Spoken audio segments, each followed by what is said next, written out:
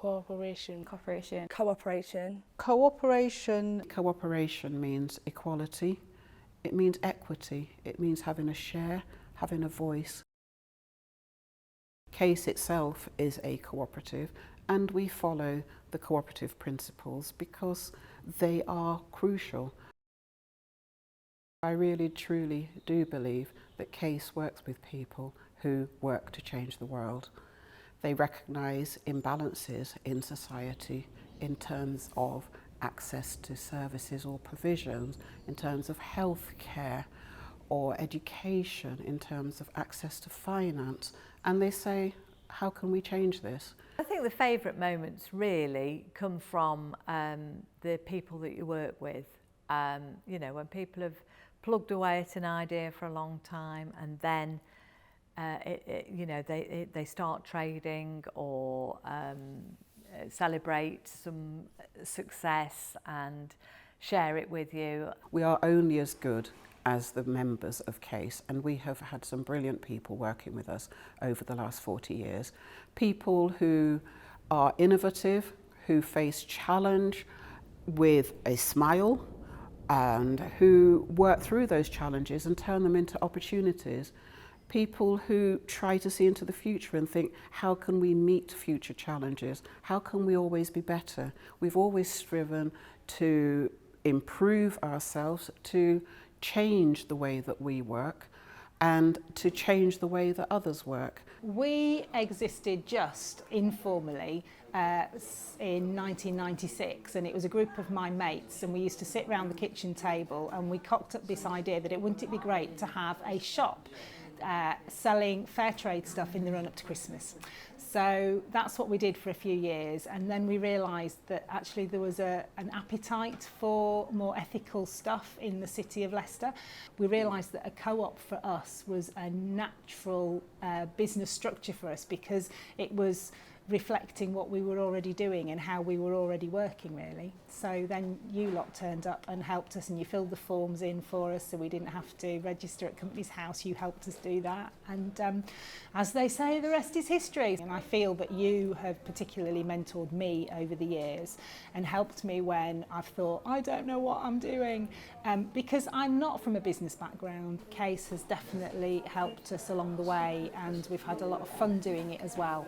My name's Adrian Hines. I run an organisation called Pink Lizard. It's a youth and community development organisation. Started in 2011 with the support from CASE. We deliver a lot of sports activities, after school, sports development, cooking projects, parent projects.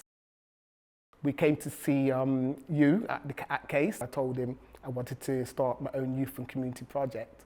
And he goes, okay. And I remember it being so easy, but the way he was talking, everybody talked to me that day, made me feel so relaxed, and I kind of thought to myself, this is the right way to go. But just having CASE give me that that little support, and it was so easy, it was great. I would say to people who want to start up their enterprise, I would say to make sure it's something that you love, that you can put 100% behind it, because it takes up so much of your time.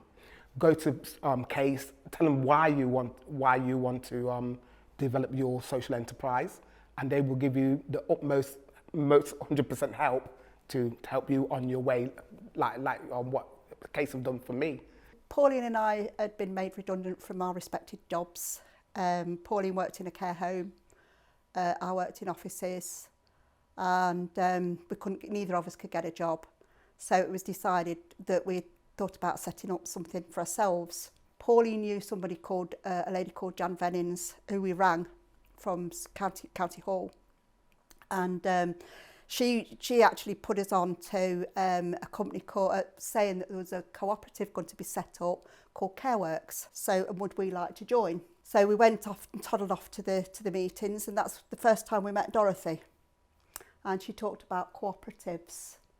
And both Pauline and I loved the concept of how the ethos of it. It was, you know, really loved the idea of it. So we talked to her about it. But Pauline said, she says, I don't want to join CareWorks. I want my own company. She says, I'm not going over there.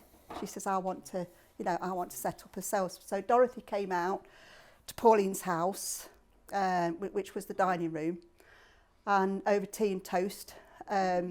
She helped us set up the company, set up the business, and we got £1,000 grant, which we thought was the earth. Dorothy did an awful lot of our original policies for us. Obviously, they've been updated since then.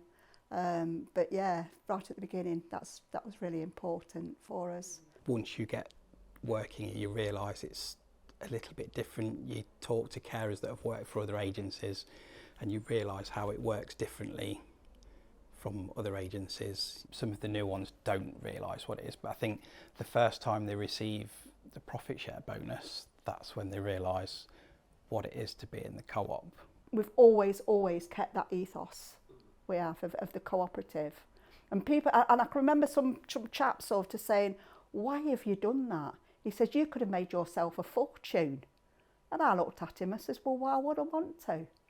Because I says, don't want to rip anybody off. And that was one of the things Pauline and I actually said right at the beginning, is that don't want to rip anybody off. We need to live, we need to have a business, you know, to make it sustainable. But, you know, dealing with vulnerable elderly people, you really don't want to rip them off. Without those care professionals doing the job out there, you've not got that business. Pauline and I work from the bottom up. And I think that's what's made the difference with our company, is because I always maintain that if I couldn't do it or I refused to do something, I wouldn't expect anybody else to do it in the company if I couldn't do it. That's made Shropshire Carers successful, positive of it. It was Paul who was a friend of mine who started it, and he asked me to join him, and then we got a few other people, and I think he'd heard of you. So he made an application or rang you up or something, and then we ended up with an initial meeting. We like to see ourselves as an alternative grocery.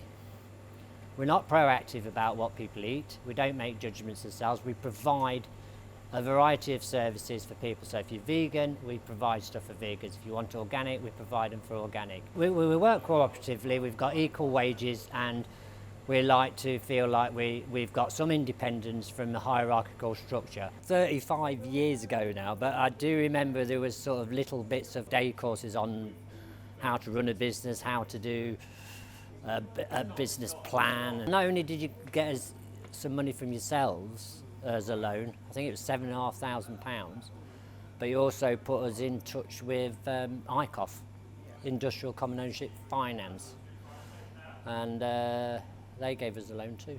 One of the best things about Leicester Whole Foods really is the independence it gives. You're working for yourselves, you're more motivated because you're working for yourselves, and you have to suffer because you're working for yourselves as well. But it's basically, it's down to you. There's no shoulders to look over, there's no one else that's going to do it for you.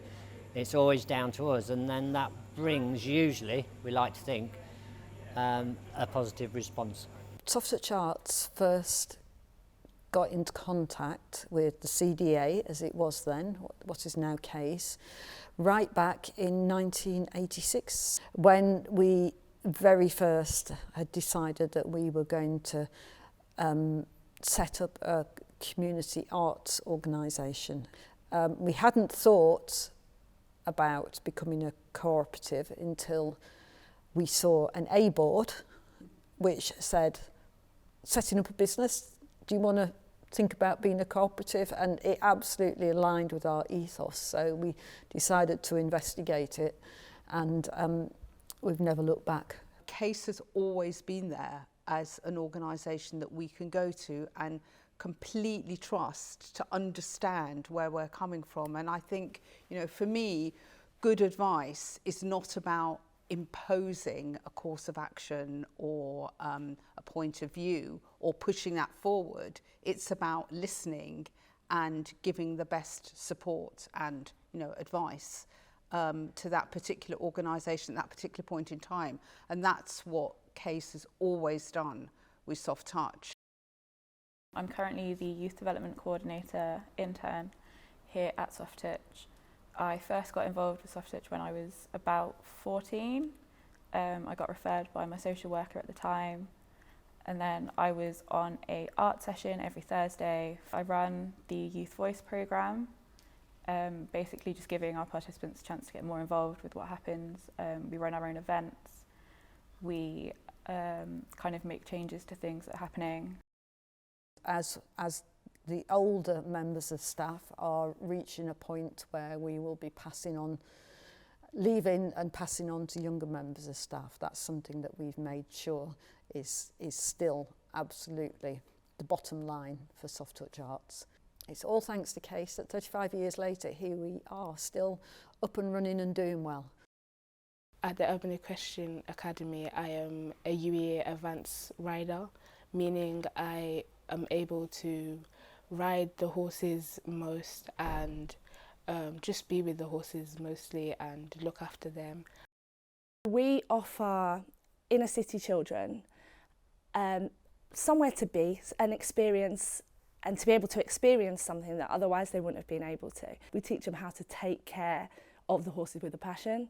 So for all of those children who read books and watch films of horses and think they're not going to be able to get that opportunity, we bring them here and we give them that time and that knowledge. Living in Leicester, we don't have access to services like this, and it's been amazing the amount of community members we've had that have come and experienced, basically being introduced to the equestrian world. Freedom kind of told my mum, you should bring your daughter to the Urban Equestrian Academy. We're starting off something new about the horses and everything, and I really think she would enjoy it. And it's just like the first time I saw a horse or touched a horse, I was just amazed. And I was like, looking on the TV sometimes and seeing people riding horses, I was thinking that could be me one day. And here I am today, able to do all of that. We've worked with Case from the very beginning. When Freedom came up with these ideas, the ideas that he came to Case and to help him move forward and to give him the guidance. And, you know, he's very, very strong in saying without Case, we wouldn't be here. We just would never have started. They gave him the advice and the support and the guidance to get where he is today. And I understand he still does have a support worker who works with him, and whenever he has problems or has ideas that he needs to run by, he comes to his support worker in Case. We don't have the fancy yards and stuff, but we have a community and we work together, and to be able to produce jockeys out of that is something amazing. I'm one of the editors of the Great Central Gazette. We're Leicester's newest cooperative. We're a not-for-profit newspaper.